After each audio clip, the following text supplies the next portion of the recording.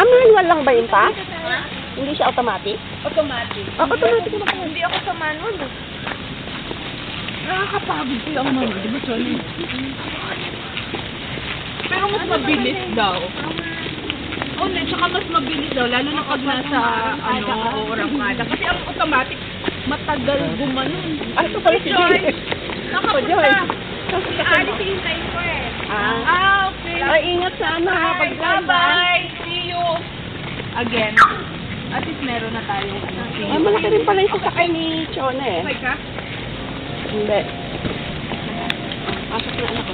Pasok ka na muna doon. Ako na pa, para ano.